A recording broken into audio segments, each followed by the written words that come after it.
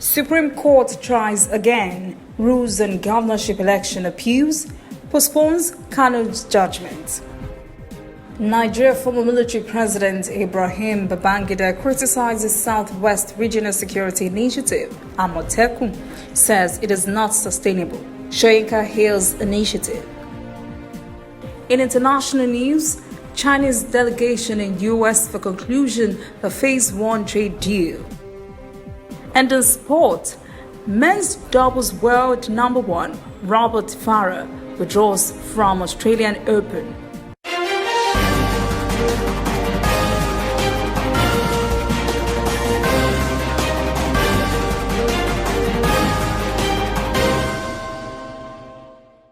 This is ANN News. I am Olajumoke Olatunji. The Supreme Court kick-started today from where it left off yesterday, postponing judgments in the Kano governorship election till next Monday and to deliver judgments in 5 governorship election appeals. In the March governorship elections, the Independent National Electoral Commission, INEC, had declared governors Emeka Ehedioha of Imo, Bala Mohammed of Bauchi, Aminu Tambuwa of Sokoto, Abdullahi Ganduje of Kano State, Simon Lalong of Plateau, and Samuel Otom of Benue, winners of governorship elections in their respective states.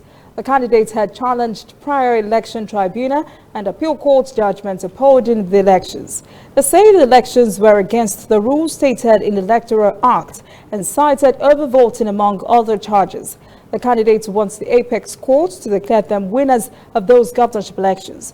Lawyer for PDP Abba Yusuf Chief Adegboyega Awomolo urged the court to notify Ganduje's election on the grounds that his victory was based on a purported illegal by-election conducted in 207 polling units. Alaafin of Oyo, Oba Lamidi Adeyemi, has advised monarchs to present themselves with dignity and reverence when in public gatherings. He gave this advice to prominent Yoruba kings who had gathered in Oyo State to honor the Alaafin during the installation of Fuji Maestro Wasiu Ayinde Marshal as the Mayegun of Yoruba land. Oba Adeyemi said any monarch who takes alcoholic drinks at clubs in public does not deserve respect. Alaafin says such act is an insult to royalty and constitutes public nuisance. Former military President Ibrahim Babangida says the Southwest Regional Security Initiative, Amotekun, is an overstretch of security functions. The outfit was launched last week by the 6 Southwest governors as an alternative arm in solving the security challenges facing the region. Babangida says this initiative is not sustainable and that the governors may not be able to foot the needed expenses for this new security operation in the long run, except it is in partnership with the federal government. Meanwhile, Nobel laureate Professor Wole Soyinka thinks otherwise. It says Amotekun will satisfy the yearnings of the people in the security area. Shoyinka says this is highly commendable because it is coming at a time criminality in the Southwest region is increasing at an alarming rate. Southeast governors and other leaders have agreed to meet at the end of the month to conclude talks on the zone's security outfits. Justice I.E. Ekwo of the Federal High Court in Abuja has summoned Central Bank Governor Godwin Emefiele over a judgment debt of $53 million. A new advocate of Nigeria, Joe Agi, had initiated a garnishing proceeding against CBN to recover a judgment debt of $70 million from Linus International Limited and the Minister of Finance. CBN had paid Agi part of the $70 million, leaving a balance of $53 million. Someone said Emefiele must appear before Justice Ekwo next Wednesday to give reasons why he should not be jailed for failing to pay the balance of the judgment. Meanwhile, following an ex parte application, Justice Ekwo has ordered Agi to serve the summons on Emefiele through substituted means by publishing the summons in any of the newspapers suggested by the court within 21 days of the order.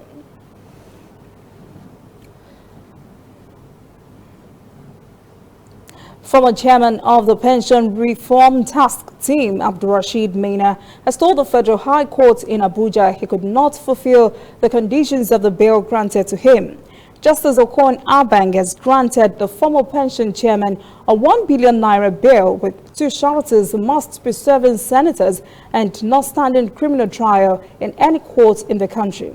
Each surety must also be prepared to post half a billion naira bond and must always be in court with the defendant at each adjourned date. Maina is accused of diverting 100 billion naira of pensions fund and is facing trial for alleged money laundering. He's been prosecuted by the EFCC on a 12-count charge, including operating fictitious accounts and carrying out other fraudulent activities. He was arrested by the State Security Service in the last quarter of last year. The people of Okeogun communities in Oyo State are jubilant because of the establishment of the first court in their area.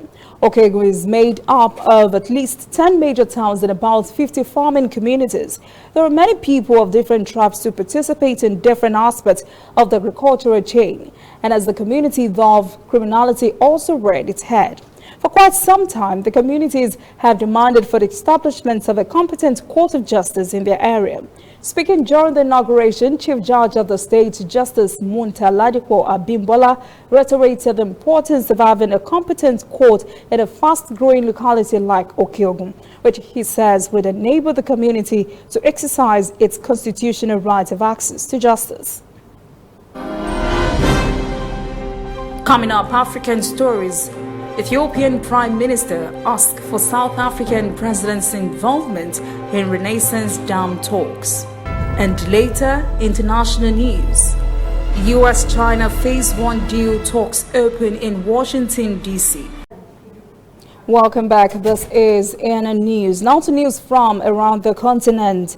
Ethiopian Prime Minister Abiy Ahmed has called on South Africa to weigh into its ongoing stalemated talks with Egypt and the Sudan over its Renaissance Dam. And South African President Cyril Ramaphosa says he has accepted the task and that a possible solution is possible.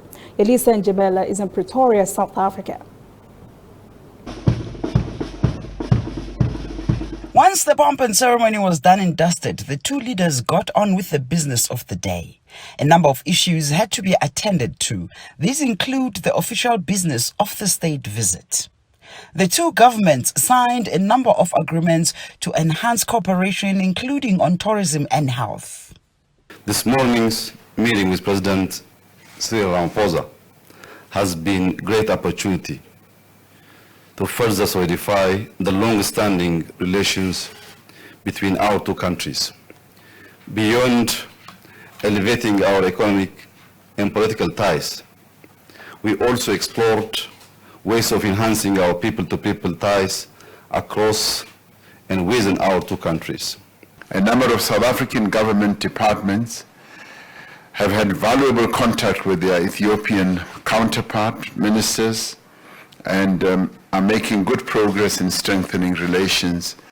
The discussions then moved to other critical matters affecting the continent. The official visit also afforded the two leaders an opportunity to discuss issues of mutual concern, and those issues include peace, security, and development on the African continent. These include the standoff between Egypt and Ethiopia over the Nile Dam project. The Ethiopian Prime Minister asked the South African President to facilitate a dialogue between Ethiopia and Egypt over that project.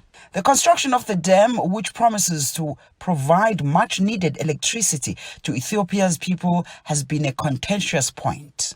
A solution is possible because the two countries are great countries, and the Nile River is important to both countries, and there must be a way in which their interests can be addressed, and there must be a way in which a solution can be found. As for ourselves, we are willing to play a role in facilitating whatever agreement that can be crafted. It has also emerged here that Ethiopia will hold a parliamentary election in May or June, despite security and logistic concerns. I think we will conduct election this year because this is constitutional mandate, and we have to live up to the constitution. There might be lots of challenges, not only logistics, but also peace and security. But if there was no challenge, why we need to go to election? We need election because there is challenge and we want to confront it in a very democratic way. The election will be the first under this prime minister, as he only took office in April 2018. Chinese Foreign Minister Wang Yi wrapped up his first trip to Zimbabwe in the new year, where he met with President Emmerson Mnangagwa.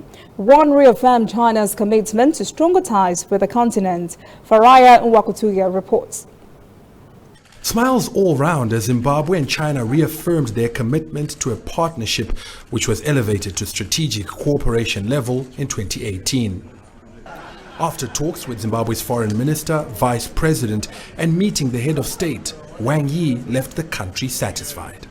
I was very happy that he had occasion to go over our relations between the People's Republic of China and Zimbabwe on all issues, and he goes back home satisfied that our relations are on a solid foundation.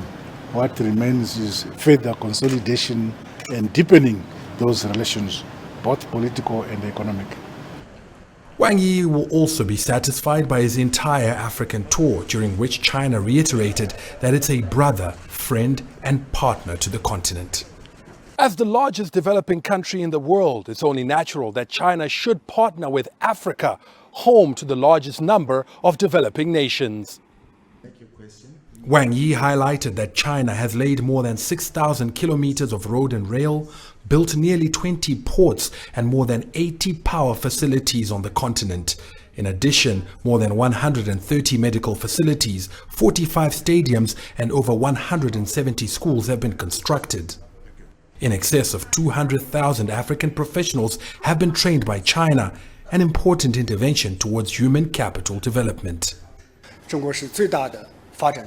Those are all decisions that have unprecedented major impact on the history of China-Africa relations, and those steps have pushed China-Africa cooperation into a new era. China has full confidence in the future of Africa's development. We have full confidence in the future of China-Africa cooperation, and we will continue to make China-Africa cooperation a forerunner in international cooperation on Africa.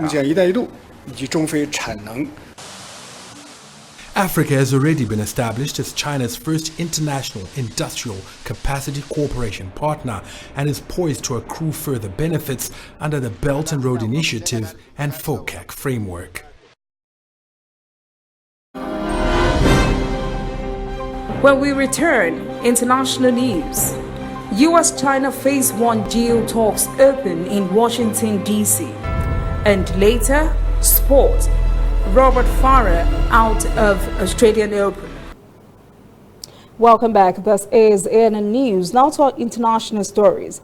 Chinese Vice Premier Liu Yu is in Washington, D.C. at the invitation of the United States to conclude a Phase 1 trade agreement with the U.S. side. China announced in December that it had agreed with the United States on the text for a Phase 1 economic and trade agreement based on the principle of equality and mutual respect. The world's two largest economies have spent nearly 2 years embroiled in a bitter trade dispute in which tit-for-tat levies were imposed on each other's commodities, mechanical parts and finished goods. A text of the Phase 1 deal includes 9 chapters dealing with intellectual property rights, technology transfer, food and agricultural products, financial services, trade expansion, dispute settlement, and others. Senior Director of Governmental Affairs at the U.S.-China Business Council in Washington said on Monday in a CGTN television interview, the Phase 1 trade deal between China and the United States is positive news for both sides to address challenging issues. This is major progress just in the sense that we have something signed and we have a real expectation that both sides will then begin to meet more regularly and to discuss some of the more challenging issues, the knottier issues that they both would like to address. We heard over the weekend that there is going to be a revived comprehensive economic dialogue or something of that nature. So back to the kinds of talks that we had in previous administrations with the S&DD. That's really positive news because we really do need to have something beyond just the trade negotiations to tackle the whole range of issues that both sides are raising with each other. Many eyes are on the trade negotiations going on in Washington today. Trade conflicts between the U.S. and China have negatively affected many sectors of both countries, some of which are groaning under the weight of heavy losses. American farmers are especially hoping that this Phase 1 U.S.-China trade agreement will help turn around their sector and boost profits. Reporter Dan Williams has that story. A freezing cold morning in Manhattan, Illinois, as John Kiefner begins the day on his 240-hectare farm. A third-generation farmer, Kiefner, along with other soybean farmers, has found himself on the front line of the trade dispute between the US and China. We knew as soon as the trade war escalated and the price of soybeans dropped so bad that we were in trouble. Following the Trump administration's decision to impose tariffs on Chinese imports, China responded by imposing retaliatory tariffs on a range of US goods, including soybeans.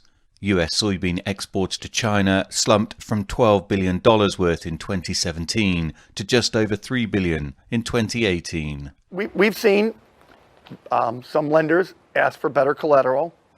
There have been some large farmers that have gone bankrupt. I'm old enough to remember embargoes with countries before, and you know that once you lose a buyer, it's really hard to get them back. It has been a difficult few years for US soybean farmers, but as they begin their preparations ahead of the new planting season, this Phase 1 trade deal will at least give them a sense of optimism. Bryce Knorr is a market analyst with Farm Futures magazine. We've eliminated a big negative. He says it could still take time for the world soybean market to become more stable. There's still quite a bit of uncertainty moving forward.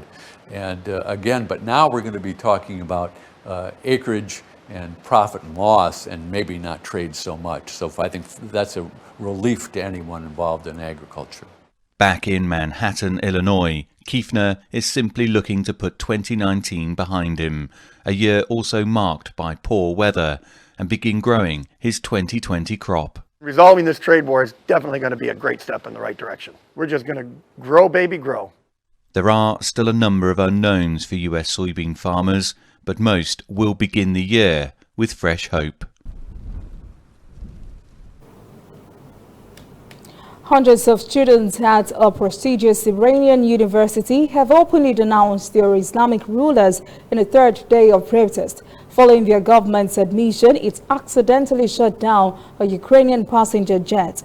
Voice of America is reporting that some video clips, authenticity of which it could not verify, appeared to show students at Tehran's Sharif University of Technology, a top engineering school, gathered in an outdoor location on campus on Monday, chanting slogans and listening to several speakers criticize the government. The Ukraine International Airlines plane was downed by an Iranian missile shortly after taking off from Tehran on a flight to Kiev last Wednesday. For 3 days, Iranian leaders insisted mechanical problems could have caused the crash that killed all 176 on board. They admitted on Saturday the military personnel mistakenly shut down the jetliner. The pre-dawn crash happened hours after Iran fired missiles at U.S. forces in Iraq and was bracing for a U.S. counterstrike that never came. Iran's missile attacks, which caused no casualties, were in retaliation for what the U.S. called a self-defensive strike that killed top Iranian General Qasem Soleimani in Baghdad early this month.